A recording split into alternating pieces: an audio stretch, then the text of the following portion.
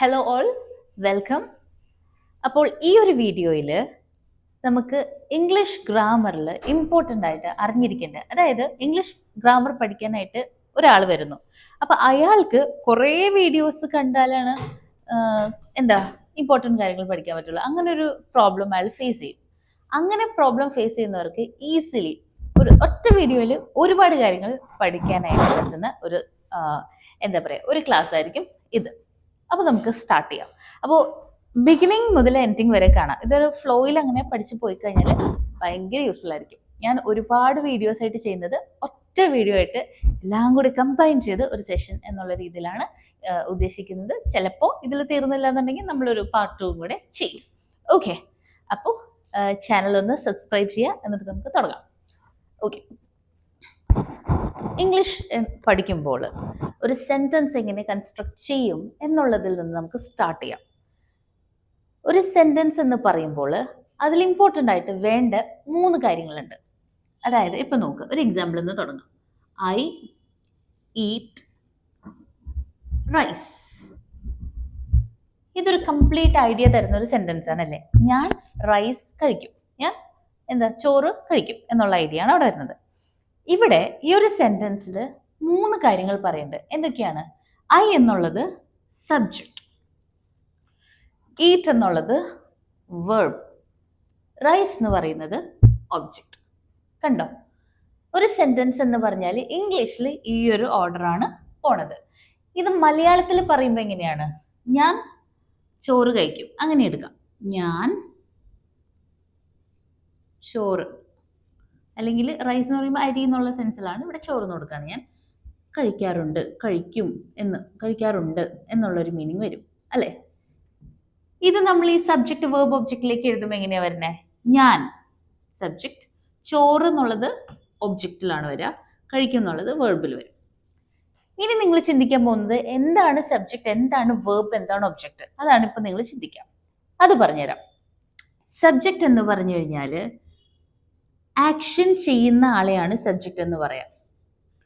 അതായത് നമ്മളിപ്പോൾ ഒരു കാര്യം ഒരാൾ ചെയ്യുന്നു എന്ന് പറയണല്ലേ, ആ ചെയ്യുന്ന ആള്, പ്രവൃത്തി ചെയ്യുന്ന ആളെയാണ് സബ്ജക്റ്റ് എന്ന് പറയാം. നിങ്ങൾ മൈൻഡിൽ ഫിക്സ് ചെയ്യുക, ഒരു പ്രവൃത്തി ചെയ്യുന്ന ആളാണ് സബ്ജക്റ്റ്. ഇപ്പം ഞാനിവിടെ നിങ്ങളെ പഠിപ്പിച്ചുകൊണ്ടിരിക്കുക, അപ്പോൾ ഇവിടെ ആരാ സബ്ജക്റ്റ്? ഞാൻ. കാരണം ഞാനാണ് ഇവിടെ പഠിപ്പിക്കുക എന്നുള്ള പ്രവൃത്തി ചെയ്യണേ. നിങ്ങൾ അവിടെ പഠിച്ചുകൊണ്ടിരിക്കുന്നു, അതിലാരാ സബ്ജക്റ്റ്? നിങ്ങളാണ് സബ്ജക്റ്റ്. കാരണം പഠിക്കുക എന്നുള്ള പ്രവൃത്തി ചെയ്യുന്ന ആള് നിങ്ങളാണ്. അപ്പൊ ആരാണ് പ്രവൃത്തി ചെയ്യുന്നത്, അയാളെയാണ് സബ്ജക്റ്റ് എന്ന് പറയാം. അത് ക്ലിയർ അല്ലേ? രണ്ടാമത് വേർബ് എന്താണെന്ന് നോക്കാം. വേർബ് എന്ന് പറഞ്ഞ പ്രവൃത്തിയാണ്, ചെയ്യുന്ന പ്രവൃത്തിനെയാണ് വേർബ് എന്ന് പറയാം. ഓക്കെ, നമ്മളെല്ലാവരും കോമൺ ആയിട്ട് ഫെമിലിയർ ആയിട്ടുള്ളത് ആക്ഷൻ വേർബാണ്. Eating, drinking, okay, walking, running, ഇങ്ങനത്തെ ആക്ഷൻ വേർബാണ് ഏറ്റവും കൂടുതൽ നിങ്ങളെല്ലാവരും ഫെമിലിയർ ആയിട്ടുള്ളത് അല്ലേ. വേറെ വേർബ്സ് ഉണ്ട്. അതായത് വേർബ് എന്ന് പറയുന്ന സംഭവത്തിനെ പല രീതിയിൽ നമുക്ക് ഡിവൈഡ് ചെയ്യാം. Action verb, transitive, intransitive, auxiliary, modal auxiliary, primary auxiliary, കണ്ടോ? അങ്ങനെ കുറേ ഡിവിഷൻസ് ഉണ്ട്. ഞാൻ അതിലേക്ക് ഒന്നും പോണില്ല, ജസ്റ്റ് ആക്ഷൻ വേർബ് മനസ്സിലാക്കുക. നെക്സ്റ്റ് വൺ ആണ് ഒബ്ജക്റ്റ്. നമ്മളിപ്പോൾ ഒരു പ്രവൃത്തി ചെയ്യുമ്പോൾ അതിൻ്റെ റിസൾട്ട് എന്തിലാണ്? ഇപ്പം ഞാൻ ചോറ് കഴിക്കും എന്ന് പറയുമ്പോൾ അവിടെ എന്താണ് കഴിക്കുന്നത് എന്നുള്ളതില്ലേ, ആ ഒരു റിസൾട്ട്, എന്ത് സംഭവത്തിനോടാണ് നമ്മൾ ഈ ആക്ഷൻ പെർഫോം ചെയ്യുന്നത്, അതാണ് ഒബ്ജക്റ്റ്. ഓക്കെ, അപ്പോൾ സബ്ജക്റ്റ് വേർബ് ഒബ്ജക്റ്റ് എന്നുള്ളതാണ് ഒരു സെന്റൻസിന്റെ സ്ട്രക്ചർ എന്നുള്ള കാര്യം എന്തായാലും മനസ്സിലാക്കാം. എല്ലാവരും ചെയ്യുന്ന കാര്യം ഈ സബ്ജക്റ്റ് വേർബ് ഒബ്ജക്റ്റ് പറയുമ്പോൾ ഇംഗ്ലീഷിലുള്ള സംഭവം ഇതിങ്ങനെ പറയുമ്പോൾ ഈ മലയാളത്തിൽ അങ്ങനെ അങ്ങോട്ട് ട്രാൻസ്ലേറ്റ് ചെയ്യും. മലയാളം ഈ സെന്റൻസ് അങ്ങനെ അങ്ങോട്ട് ട്രാൻസ്ലേറ്റ് ചെയ്യും. പക്ഷെ അങ്ങനെ വരുമ്പോൾ തെറ്റിപ്പോവും. കാരണം മലയാളത്തിൽ സബ്ജക്റ്റ് ആദ്യം പറയും, അത് ഓക്കെ, സബ്ജക്റ്റ് തന്നെയാണ് ഇംഗ്ലീഷിൽ ആദ്യം പറയാം. പക്ഷെ വേർബ് മൂന്നാമതാണ് മലയാളത്തിൽ പറയാം അല്ലേ. ഇംഗ്ലീഷിൽ രണ്ടാമത് പറയുന്നത്, മലയാളത്തിൽ മൂന്നാമതാണ്. അപ്പൊ നേരെ ട്രാൻസ്ലേഷൻ നടത്തുമ്പോൾ തെറ്റിപ്പോവും. അങ്ങനെ ചെയ്യരുത്. ഈ ഒരു ഓർഡറിൽ തന്നെ നിങ്ങൾ പ്രാക്ടീസ് ചെയ്ത് പഠിക്കാം. സബ്ജക്റ്റ് വേർബ് ഒബ്ജക്റ്റ് എന്നുള്ള ഓർഡറിൽ പ്രാക്ടീസ് ചെയ്ത് പഠിക്കാം. ഓക്കെ, അത് ക്ലിയർ ആണെന്ന് വിചാരിക്കുന്നു. ഇനി ഞാൻ പറയാം, അടുത്ത കാര്യം നിങ്ങൾ ശ്രദ്ധിക്കേണ്ടത് എന്താണെന്നറിയാമോ? ഇവിടെ ഞാൻ ആയി കഴിഞ്ഞിട്ട് ഈറ്റ് എന്നുള്ള വാക്കാണ് പറഞ്ഞത്. ഈറ്റ് എന്നുള്ള വാക്ക് നമ്മൾ പല രീതിയിൽ പറയാറില്ലേ. ഞാൻ പറയട്ടെ, നോക്കേ, ഈ വേർബ് ആട്ടോ, ഈറ്റ് എന്ന് പറഞ്ഞ പ്രവൃത്തിയാണ്, അത് പല രീതിയിൽ പറയാം. ഈറ്റ് എന്ന് പറയാം, എയ്റ്റ് എന്ന് പറയാറുണ്ട്. ATE ആണ് കേട്ടോ. 8 EIGHT അല്ല, ATE, 8 എന്ന് പറയാം. പിന്നെ നമുക്ക് ഈറ്റൺ എന്ന് പറയാറുണ്ട്. ഈറ്റൺ, ഈറ്റിംഗ് എന്ന് പറയാം, ഈറ്റ്സ് എന്ന് പറയാം. കണ്ടോ, ഈറ്റ് എന്ന് പറയുന്ന ഒരു വാക്ക് 5 രീതിയിലാണ് നമ്മളിവിടെ പറയാന്ന് പറഞ്ഞ് ഞാൻ പറഞ്ഞത് അല്ലേ. 1 2 3 4 5 5 രീതി പറയാം. അപ്പൊ അതിനെ നമ്മൾ പറയുന്നതാണ് വേർബ് ഫോംസ്. നിങ്ങൾ എപ്പോഴും കേട്ടിട്ടുണ്ടാവും V1 V2 V3. പെട്ടെന്ന് ഒരു ഇംഗ്ലീഷ് പഠിക്കാനായിട്ട് വന്ന ആളോട് V1 V2 V3 എന്ന് പറഞ്ഞാൽ അയാൾക്ക് ഒരു ഐഡിയ കിട്ടില്ല. അപ്പോ അത് മനസ്സിലാവാനായിട്ട് ഇതാണ് V1 V2 V3 V4 V5. ഒരു വേർബിന് 5 രീതിയിൽ പറയാം. 5 രീതികളെയാണ് വി ഫോംസ് എന്ന് പറയാ. ഇത് ഫിക്സ്ഡ് ആണ്.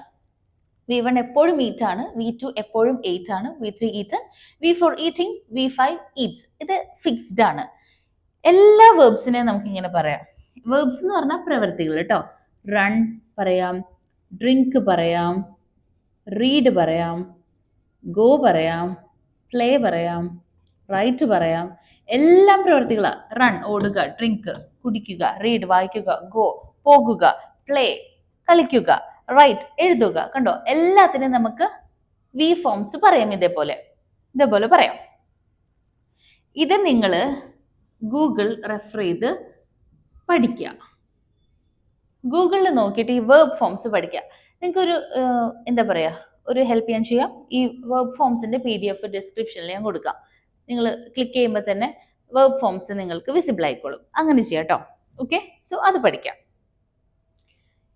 ഇത് കറക്റ്റായിട്ട് ഉപയോഗിക്കാൻ അറിഞ്ഞിരിക്കണം. ഞാൻ സ്പോക്കൺ ഇംഗ്ലീഷ് പഠിപ്പിക്കുമ്പോൾ എന്നോട് കുറേ പേര് പറയാറുള്ള ഒരു കാര്യമാണ് വേർബ് ഫോംസ് പഠിപ്പിച്ചു തരാമോ എന്ന്. അതങ്ങനെ പറയുന്നതിന്റെ റീസൺ എന്താണെന്ന് വെച്ചാൽ, വേർബ് ഫോംസ് അറിഞ്ഞു കഴിഞ്ഞാൽ തന്നെ കുറേ കാര്യങ്ങൾ നമുക്ക് ഇംഗ്ലീഷിൽ ഗ്രാമർ എറേഴ്സ് ഇല്ലാണ്ട് പറയാൻ പറ്റും. അപ്പോൾ ഒരു ചെറിയ എഫേർട്ട് ഇട്ടിട്ട് നിങ്ങൾ വേർബ് ഫോംസ് പഠിക്കുക. അതെങ്ങനെയാണെന്നുള്ളത് ആ ഒരു ഓർഡർ ഐഡിയ കിട്ടിക്കഴിഞ്ഞാൽ പെട്ടെന്ന് പഠിക്കാൻ പറ്റും. അത് പഠിച്ചു കഴിഞ്ഞാൽ സ്പീക്കിംഗ് നിങ്ങളെ സ്പീക്കിങ്ങിൽ നല്ല ബെറ്റർ ആവാനായിട്ട് നിങ്ങളെ കൊണ്ട് പറ്റും. ഓക്കെ, ഇനി ഇതെവിടെയാണ് കറക്റ്റായിട്ട് ഉപയോഗിക്കേണ്ടത് എന്നുള്ളതിനൊരു ഫോർമാറ്റ് ഉണ്ട്. അത് ഞാൻ നിങ്ങൾക്കിപ്പോൾ പറഞ്ഞുതരാം. ഓക്കെ, എവിടെയാണ് V1, എവിടെ V2, എവിടെ V3 എന്നുള്ളത് പറഞ്ഞുതരാം. ഓക്കെ, യെസ്, ഇത് നിങ്ങൾ നോട്ട് ചെയ്യുകയാണെങ്കിൽ ഭയങ്കര യൂസ്ഫുൾ ആയിരിക്കും കേട്ടോ. പോയിന്റ്സ് നോട്ട് ചെയ്യാൻ ഞാൻ പറയുന്നത് മലയാളത്തിൽ പറയുന്നുണ്ട്. അപ്പോൾ നിങ്ങൾക്ക് അത് ഈസി ആയിട്ട് എഴുതിയെടുക്കാൻ പറ്റും, പഠിക്കാനും പറ്റും. ഓക്കെ, ഇനി ഞാൻ ഈ വേർബ് ഫോംസിനെ പറ്റി പറയാം. ഓക്കെ, ഇവിടെ ഐ ഈറ്റ് റൈസ് എന്ന് പറഞ്ഞു അല്ലേ. ഐയുടെ കൂടെ എപ്പോഴും നമ്മൾ ഉപയോഗിക്കേണ്ടത് V1 ആണ്. ഓക്കെ, ഞാൻ ഒന്ന് ഇറേസ് ചെയ്യട്ടെ കുറച്ച് കാര്യങ്ങൾ. ഇത് ഇറേസ് ചെയ്യാണ്. ഓക്കെ, മുകളിലേക്ക് നമുക്ക് ഇറേസ് ചെയ്യാം. ഇനി ഡീറ്റെയിൽഡ് ആയിട്ട് വേർബ് ഫോംസ് ആട്ടോ പറയണത്. വേർബ് ഫോംസ് 5 ടൈപ്സ് ഉണ്ടെന്ന് ഞാൻ പറഞ്ഞു. സോ നമ്മൾ ആദ്യം നോക്കണത് ഈറ്റ് എന്നുള്ളത് വെച്ചിട്ടാണ് നമ്മൾ ഫുൾ പഠിക്കാൻ പോണത്. ഈറ്റ് എന്നുള്ളത് V1 ആണ്. ഈറ്റ് എവിടെയാണ് ഉപയോഗിക്കുന്നതെന്ന് പറഞ്ഞുതരാം. I eat rice. ഓക്കെ, അതേപോലെ തന്നെ ഏതൊക്കെ വാക്കുകളുടെ കൂടെ ഈറ്റ് എന്നുള്ള വാക്ക് ഉപയോഗിക്കാം എന്ന് നിങ്ങൾ അറിഞ്ഞിരിക്കണം. ഈറ്റ് എന്നുള്ള വാക്ക് ഐയുടെ കൂടെ ഉപയോഗിക്കാൻ നമ്മൾ പഠിച്ചു. വേറെ കുറച്ച് വാക്കുകളുടെ കൂടെ മാത്രമാണ് ഈറ്റ് ഉപയോഗിക്കാൻ പാടുള്ളൂ. അത് ഏതൊക്കെയെന്ന് പറഞ്ഞേ. യു എന്നുള്ള വാക്ക്, വി എന്നുള്ള വാക്ക്, ദേ എന്നുള്ള വാക്ക്. അതേപോലെ ഒന്നിലധികം ആളുകളെ പറ്റി പറയുമ്പോൾ ടീച്ചേഴ്സ്, ഒരു ടീച്ചർ ആണെങ്കിൽ ടീച്ചർ എന്നും, ഒന്നിലധികം 2 ടീച്ചേഴ്സ് അല്ലെങ്കിൽ അതിൽ കൂടുതലുണ്ടെങ്കിൽ ടീച്ചേഴ്സ് എന്നും പറയും. അപ്പൊ നമ്മൾ പ്ലൂറൽ ആയിട്ടുള്ള വാക്കുകളില്ലേ, പ്രവൃത്തിയിൽ ഒന്നിലധികം എന്ന് പറയുന്നത്, അവരുടെയും കൂടെ ഈറ്റാണ് ഉപയോഗിക്കേണ്ടത്. പിന്നെ ഒരു ഇമ്പോർട്ടൻറ്റ് കാര്യം ഇപ്പൊ പറയാം. ഇത് ഭയങ്കര ഇമ്പോർട്ടൻ്റ് ആണ്. എന്തായാലും നിങ്ങൾ അണ്ടർലൈൻ ചെയ്ത് പഠിക്കേണ്ട ഒരു കാര്യമാണ് ഇപ്പൊ പറയാൻ പോണത്. ഐ, യു, വി, ദേ ഇതൊക്കെ പ്ലൂറൽ ആണ്, പ്ലൂറൽസ് ആണ്. ഐ, യു, വി, ദേ. അതേപോലെ ടീച്ചേഴ്സ് എന്ന് പറയുമ്പോൾ ഒന്നിലധികം ഉണ്ട്, ഒബ്വിയസ്ലി പ്ലൂറൽ ആണ്, നമുക്കറിയാം. ഇതെല്ലാവരും പ്ലൂറൽ സബ്ജക്ട്സ് ആണ്. ഇനി നിങ്ങൾക്ക് വരാൻ പോകുന്ന ഒരു ഡൗട്ട് ഇതാണ്. ഐ എന്നുള്ളത് പ്ലൂറൽ ആവണം എങ്ങനെയാണ്? ഒരാളാണ്. ഐ എന്ന് പറഞ്ഞാൽ ഒരാളാണ്. എങ്ങനെയാണ് ഐ എന്നുള്ളത് സിംഗുലർ അല്ലാതെ പ്ലൂറൽ ആവുന്നത് എന്നൊരു ഡൗട്ട് ഇപ്പൊ നിങ്ങൾക്ക് വരും. യെസ്, ഇംഗ്ലീഷ് ഗ്രാമറിൽ അങ്ങനെ ഒരു പ്രശ്നമുണ്ട്. ഐ യു എന്നുള്ള ഈ രണ്ടാളുകൾ ഇവര് ഒരാളെ പറ്റിയാണ് പറയണത് എങ്കിലും ഒരാൾ മാത്രമാണ്. ഐ എന്ന് പറഞ്ഞാൽ ഞാൻ ഒരാളുള്ളൂ. എങ്ങനെ ചിന്തിച്ചാൽ ഐ എന്ന് പറഞ്ഞാൽ ഒരാളുള്ളൂ. പക്ഷേ ഇംഗ്ലീഷ് ഗ്രാമറിൽ അതിനെ പ്ലൂറൽ ആയിട്ട് കൺസിഡർ ചെയ്യും. പ്ലൂറൽ പ്രൊനൗൺസ് എന്നും പറയാം നമുക്ക്. അല്ലെങ്കിൽ ഓക്കെ, പ്രൊനൗൺസ് എന്ന് പറഞ്ഞു കഴിഞ്ഞാൽ എന്താ അർത്ഥം എന്ന് അറിയാമോ?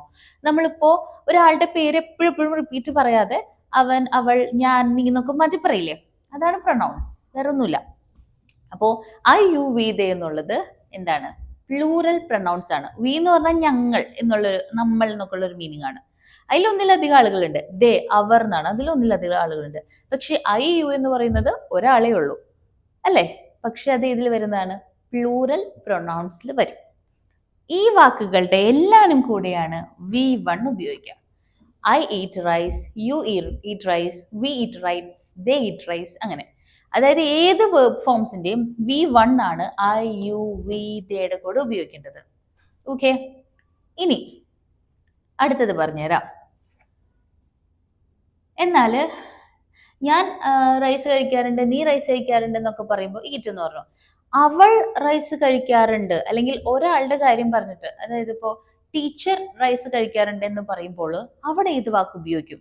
അല്ലെ? ഐ യു വീതയുടെ കാര്യം നമ്മൾ പറഞ്ഞു. ഇനിയും കുറച്ച് വാക്കുകൾ കൂടി ഇല്ലേ? He, she, it. ഇതിന്റെ എല്ലാനും കൂടെ ഈ ഈറ്റ് എന്നുള്ള V1 ഉപയോഗിക്കാൻ പാടില്ല. ഇവിടെ ഉപയോഗിക്കാവുന്നത് V5 ആയിട്ടുള്ള ഈറ്റ്സ് എന്നുള്ള വേർബാണ്. He eats rice, she eats rice, it eats rice. കണ്ടോ?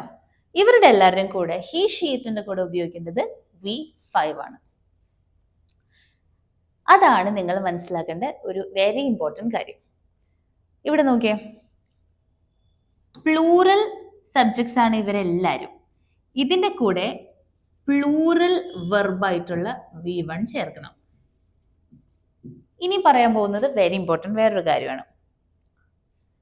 ഒന്നിലധികം ആളുകളെ പറ്റി പറയുമ്പോഴാണ് നമ്മൾ പ്ലൂറൽ എന്ന് പറയാ, പ്ലൂറൽ സബ്ജക്റ്റ് എന്ന് പറയാൻ നമ്മൾ പഠിച്ചിട്ടുണ്ട്. പക്ഷേ ഐയും യുവും മാത്രം ഒരു സ്പെഷ്യൽ കേസാണ്. ഒരാളുള്ളെങ്കിലും പ്ലൂറൽ ആണെന്ന് പഠിക്കണം. അത് ഇമ്പോർട്ടൻ്റ് ആയിട്ട് ശ്രദ്ധിക്കേണ്ട കാര്യമാണ്. ഇതെല്ലാം പ്ലൂറൽ സബ്ജക്ട്സ് ആണ്. ഇതിന്റെ കൂടെ പ്ലൂറൽ വെർബ് എന്ന് പറയുമ്പോൾ, പ്ലൂറൽ എന്ന് പറഞ്ഞാൽ നിങ്ങളുടെ മൈൻഡിൽ കിടക്കുന്ന ഒന്നിലധികം, അതായത് എസ് അറ്റത്ത് ആഡ് ചെയ്യുന്ന എല്ലാം പ്ലൂറൽ എന്നാണ് കിടക്കുന്നത്. പക്ഷേ അത് പ്ലൂറൽ സബ്ജക്റ്റിന്റെ കേസിലാണ്.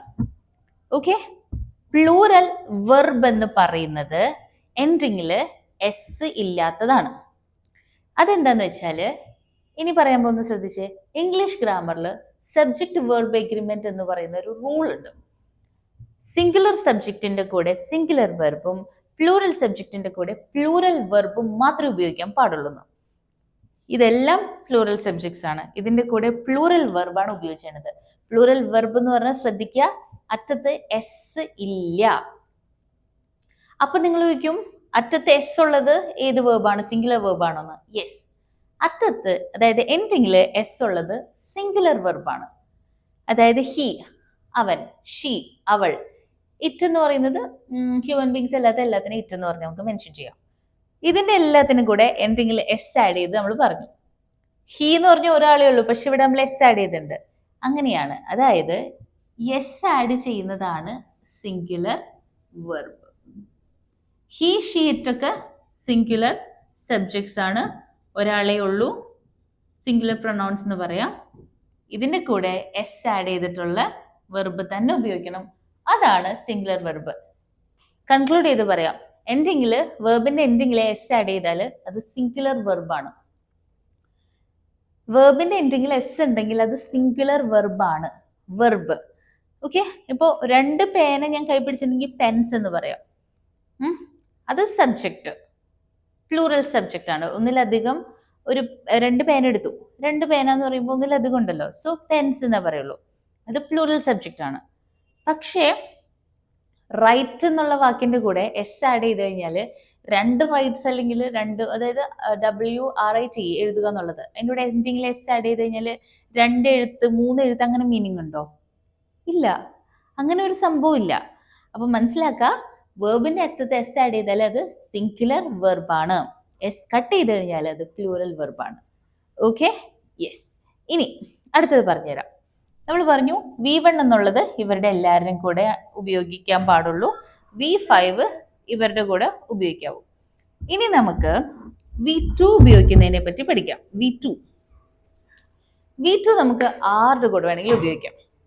I, you, we, they, he, she, it ആരുടെ കൂടെ വേണമെങ്കിലും നമുക്ക് V2 ഉപയോഗിക്കാം.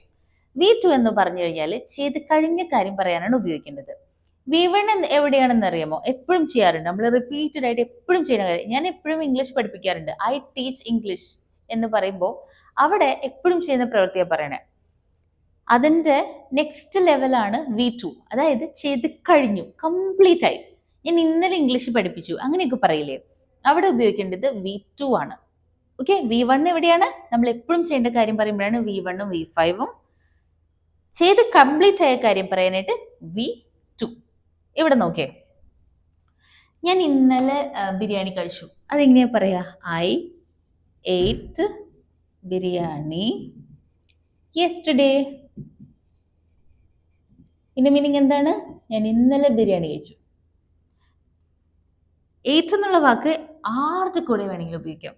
I ate biryani, you ate biryani, we ate biryani, they ate biryani, teachers ate biryani, he ate biryani, she ate biryani, it ate biryani. കണ്ടോ, ആരുടെ കൂടെ വേണമെങ്കിലും നമുക്ക് ate എന്ന് പറയുന്ന വാക്ക് യൂസ് ചെയ്യാവുന്നതാണ്, അതൊന്നും കുഴപ്പമില്ല.